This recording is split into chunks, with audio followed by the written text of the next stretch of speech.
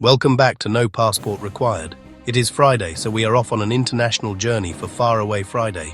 You hear stories about places on this planet that are still truly wild, untouched, unconquered.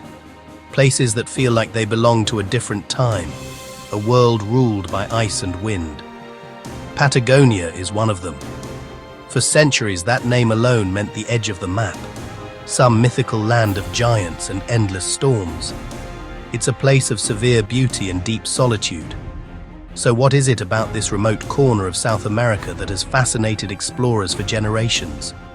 What's the source of its magnetic pull? We're about to find out.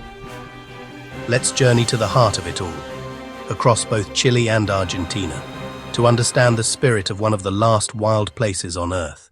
First thing you need to know, Patagonia isn't a country. It's a massive region at the tail end of South America, split between Argentina and Chile by the Andes Mountains. It's so huge and so sparsely populated, it often feels like its own planet. On the west, in Chile, you find a maze of fjords, lush rainforests, and jagged snow-dusted peaks. Head east into Argentina, and the whole world flattens out into immense dry steppes, broken up only by colossal glaciers and perfect alpine lakes.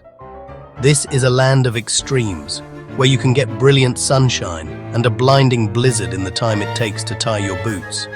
It's a place that demands respect.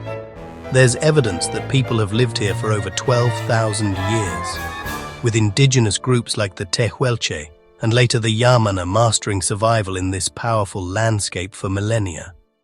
Their resilience is part of the legend. Modern adventurers come for that same reason, to test themselves against the elements and see a world that's still largely untamed.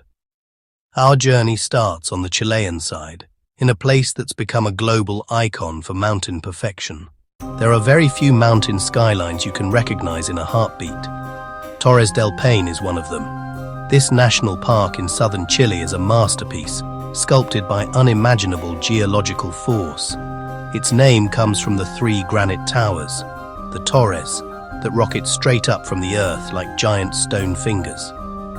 The park was established in 1959 and now pulls in nearly 300,000 visitors a year, all coming for its world-class hiking and jaw-dropping views. The most famous trail here is the W Trek, a route that cuts through the park's most incredible valleys. And this is where you really get the struggle and reward story of Patagonia. Make no mistake, the hike is a challenge. You're fighting the infamous Patagonian wind, a force so strong it can literally knock you over. You're scrambling up steep rocky slopes and crossing rickety swinging bridges over glacial rivers. The weather is your constant unpredictable partner. You can, and often do, experience all four seasons in a single day. But the payoff is priceless. After a tough climb up the Ascencio Valley, you're greeted by the towers themselves, lit up with an unreal glow at sunrise. You stand at the shore of Lago Grey and watch massive electric blue icebergs carve off the Grey Glacier and float silently by. You hear the deep, gut-rumbling roar of avalanches in the French Valley, a sound that echoes off the granite walls all around you. It's in these moments of pure awe that you get it. It's not just the beauty, it's what it takes to see it. In Torres del Paine, every single view feels earned.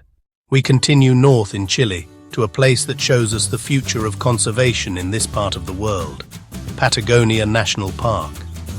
This park is the result of one of the planet's most ambitious rewilding projects. It's an incredible story of transformation, driven by the late Douglas Tompkins, founder of the North Face, and his wife, Christine Tompkins, through their foundation, Tompkins Conservation. They bought a huge overgrazed sheep ranch in the Chacabuco Valley and started the long, hard work of healing the land. They tore down hundreds of miles of fences, let the native grasses recover, and watched as wildlife started to return to a valley that has been a natural corridor through the Andes for thousands of years. Then in 2017, they made the largest private land donation in history to the Chilean government, which combined with other reserves to create the new Patagonia National Park, officially opened in 2018. Today, the park is a sanctuary. It's a critical habitat for the endangered huemul deer, a species you'll only find in the Andes, along with pumas, condors, and Darwin's rheas. Hiking trails like Lagunas Altas take you high above the valley for stunning panoramic views of where the dry steppe meets the lush southern beech forests. This park is more than just a pretty place. It's a symbol of hope. It's proof that we can help heal damaged ecosystems and give nature a fighting chance to reclaim what was lost. All right, we're about to cross the Andes into the vast, icy world of Argentine Patagonia. If you're enjoying this adventure and want to see more trips to the world's wildest places, do me a favor. Hit that subscribe button. Your support is what makes all this possible. Crossing into Argentina, the landscape gets even bigger. The mountains feel more immense, and the ice is on a scale that's almost impossible to wrap your head around. We've made it to Los Glaciares National Park, a UNESCO World Heritage Site and home to the southern Patagonian ice field, the third largest reserve of fresh water on the planet. The park has 48 major glaciers, but one of them is the undisputed king, Perito Moreno. Perito Moreno is a true icon. It's a river of ice nearly 30 kilometers long, with a face that towers 74 meters above Lake Argentino. For years, it was famous for being one of the few stable glaciers in the world, advancing as much as it melted. But recent studies show that this is changing, with the glacier now showing significant signs of retreat. A sobering reminder that even this titan isn't immune to a warming climate. To stand on the boardwalks across from the glacier is to witness raw planetary power. The sheer size of it is humbling. The ice groans and cracks, a deep, resonant boom that feels like it's coming from the center of the earth. And then, without warning, a chunk of ice the size of a building splits off the face and crashes into the milky blue water with a sound like thunder. That process, called calving, is one of the most incredible shows in the natural world. You can take a boat to get closer, or even hike right on top of the glacier's surface, an unforgettable experience that reveals a hidden world of deep blue crevasses and meltwater pools. Our expedition keeps pushing south to the absolute tip of the continent, to a place they rightly call the end of the world. Tierra del Fuego National Park in Argentina is the country's southernmost national park, where the Andes finally plunge into the sea. What makes it so special is that it's Argentina's only park that protects ocean, forest, and mountain environments all in one place. The landscape here is different, a blend of subantarctic forests, dark peat bogs, and a jagged, dramatic coastline battered by the Beagle Channel. Hiking the coastal trail feels like walking through a fairy tale, with southern beech trees twisted into wild shapes by the constant wind. The air is so crisp and clean, the silence is only broken by the occasional cry of a Magellanic oystercatcher or the drumming of a Magellanic woodpecker.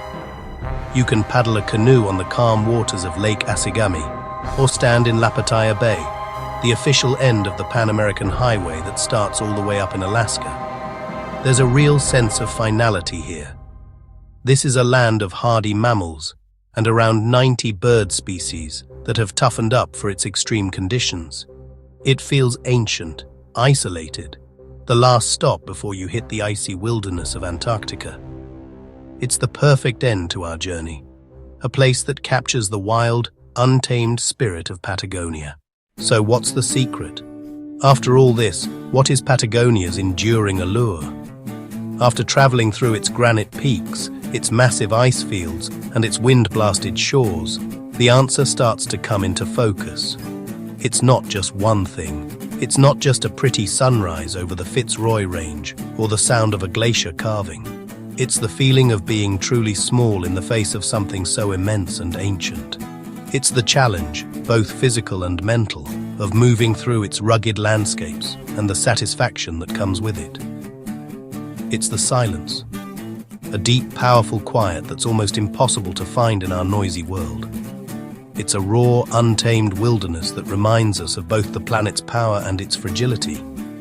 That very spirit is now being protected and celebrated through huge efforts like the Route of Parks of Patagonia, a 1,700-mile scenic route that connects 17 of Chile's national parks.